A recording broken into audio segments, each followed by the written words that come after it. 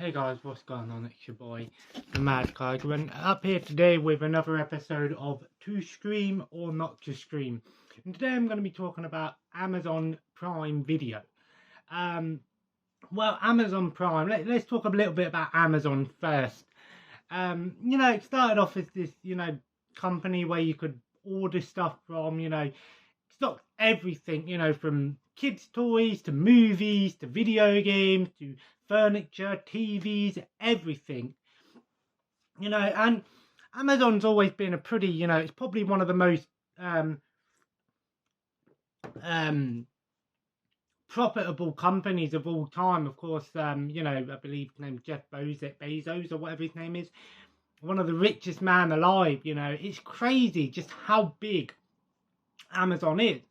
And Amazon Prime started off as a service where you would pay, it was like £79 a year.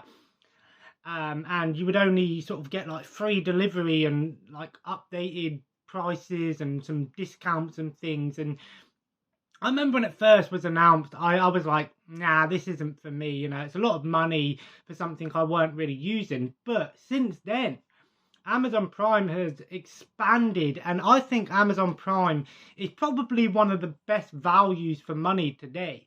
And I'm going to talk about that in the pro section and sort of delve into things, A lot of people don't realise is that Amazon Prime only has a single price. It's either a yearly pay for or a monthly of $7.99. I believe it's going up to like $8.99 next month or something, which I still think isn't a bad price. And if you pay for Amazon Prime, not only do you get access to the free delivery, the next day delivery, sometimes same day delivery, and deals, you get the Amazon Prime Video, which is what I'm going to be talking about today.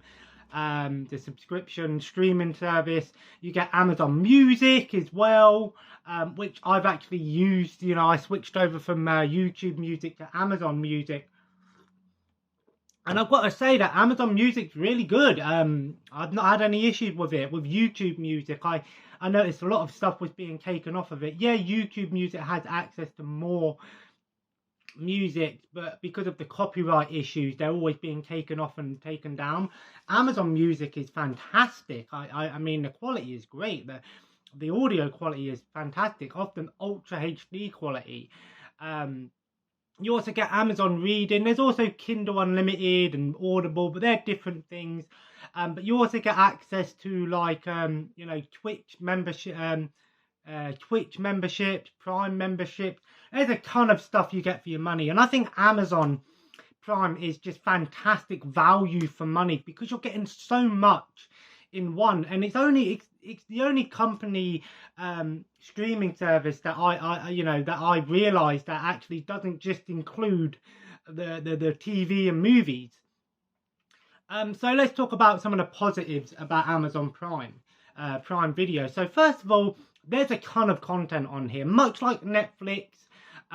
It's a variety, channel kind of thing. You've got access to movies and TV shows, of course, originals. There's some originals, of course. The newest original just dropped yesterday, and I'm excited. The Lord of the Rings, Rings of Power TV show. I can't believe it's finally here, man. I haven't watched it yet. There's only 2 episodes. I'm probably going to wait till all of the episodes are out and then binge watch it. I'm a bit like that. I haven't seen any spoilers yet. So, but Amazon Prime has some great originals on there. And again, it's got a ton of stuff on here as well. But what's also cool about Amazon Prime is not a lot of people realise is obviously the best way to watch Amazon Prime, in my opinion, is on the Fire TV stick, because it's already built in. Because if you have Google now, you actually can't purchase stuff on your Google phone anymore through Amazon, like subscription services through Amazon and rent movies anymore through Amazon, unfortunately. You have to do it on an Amazon Fire TV or on the website. But what's also cool about Amazon is it's just been updated like a couple of weeks ago, because I was going to talk about the actual layout of it, but it's been improved now. And what's cool about Amazon is you get access to your Amazon Prime Video, which has your movies and your TV shows on there. What's also really cool is you also get access to Amazon Premium channels. So some of these subscription services that I'm going to be talking about in next videos will actually have an Amazon Prime channel thing. So if you actually just want to have all of these little subscription services on one channel, on one app, you can actually do that. And I think it's really cool though. 9 times out of 10 I actually use it through the individual app because I find that it's easier to find stuff on there. But I was just going through some of the channels on there. You've got I just subscribed, got the free trial to Stars, of course. There's MGM, some film studios like Studio Canal, MGM, BFI. There's some sports on there, not a lot of others. Also something I'm worth mentioning, Amazon Prime also has live sports now. I think some Premiership football games and some other sports are on Amazon Prime, which is really cool for you sports fans. But the channels are really cool. You know, there's kids subscriptions ones. There's obviously dedicated ones like Hey You, Discovery Plus, kids ones, sports ones, motor vehicle ones. You know, something for everyone. And I think that's really cool because Amazon have just updated it. So now there's an individual section that tells you what things are on, what extra channels you've got, basically. So it's kind of like, you know, going back to that Virgin and Sky thing where you're paying for those extra channels. But obviously you can watch things as and when. And most of the channels on Amazon Prime are less than £5 a month. But if you want the channel with the individual app and you want to pay a yearly subscription, you would have to do it through the actual dedicated app like Full Moon or Arrow or something like that. But I think it's really cool that Amazon do that, and it's something that I really find positive. Another cool feature from Amazon, and I did mention this in my Netflix one, is the free with ads. Amazon have just updated a new channel called Freevee. It was originally called IMDb TV, and I've noticed that a lot of the stuff that, because Amazon Prime has all these deals with other, you know, channels and apps and stuff, a lot of the time when there's something is on Amazon Prime, it gets taken off Prime. It often goes to another channel on Amazon Prime. So you can still actually watch your show on Amazon Prime. Like I said, you can get a ton of stuff on Amazon Prime. I'm showing this because it's the Fire Stick, obviously. You can get a ton of stuff on Amazon Prime. And like I said, it's dedicated and condensed into one app. And now that it's been updated, you can now find your stuff really easy now. The new update is very nice visually. It's a bit more like the home screen of the Amazon Fire Stick, if you know what that's like. But I haven't used Freevee yet, but it is really cool because you don't have to pay anything. If you aren't an Amazon Prime subscriber, you can actually go into the Amazon Prime and actually go to Freevee. And a lot of the shows that were on Amazon Prime have moved over to Freevee. I haven't used it personally yet, but I did look up a review online and people were saying that the ads are nowhere near the ads on TV, because the TV ads are terrible. You know, ads on TV go for like 2-3 minutes and there's no way of skipping it unless you've recorded it. Whereas I believe Freevee has like a 15-second introduction ad, then the movie or show will start, and then halfway through it might have a 30-second or a 15-second ad, and then at the end it will have another like 40-second ad before the next episode loads, which I personally think is fair. You know, that's fair enough for those people that want to watch TV shows. I had a look on Freevee, and there's obviously some originals as well on Freevee. There's a ton of originals being added. The Dukes of Hazzard has just been added to Freevee. But like I said, a lot of the shows that were originally on Amazon Prime, like Two Broke Girls is one, that was moved over to Freevee. So I think Amazon Prime has a great selection. Prime Video has a great selection of just a ton of content. You know, hundreds if not thousands. You know, I think it's got triple the amount of stuff that Netflix has. Although I will say, some cons. It's hard to really talk about the cons because it's been updated, but some of the stuff can be kind of annoying to find.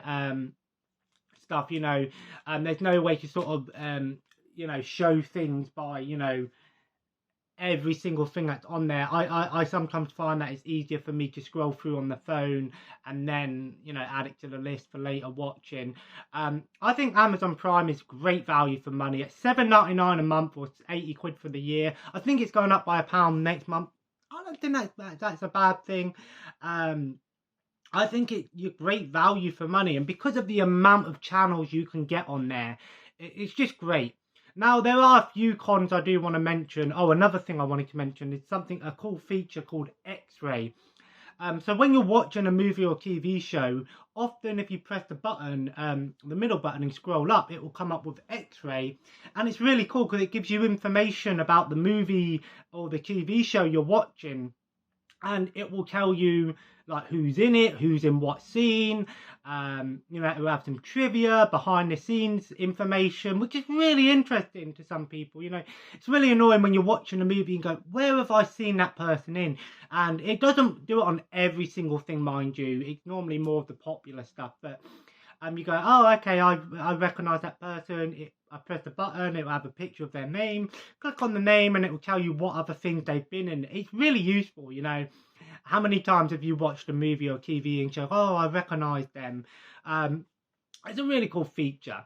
One big draw that I have with Amazon Prime, again, it's not Amazon's fault personally, is unlike Netflix, Amazon Prime subscriptions, they tend not to have a lot of subtitles.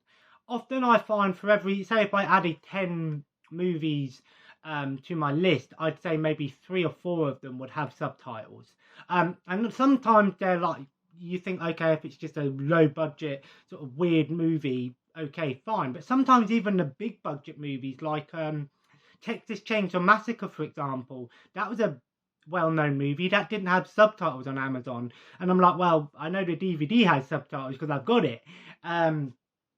Something that is worth mentioning, the ease of access of Amazon can be a little bit off-putting for those hard of hearing.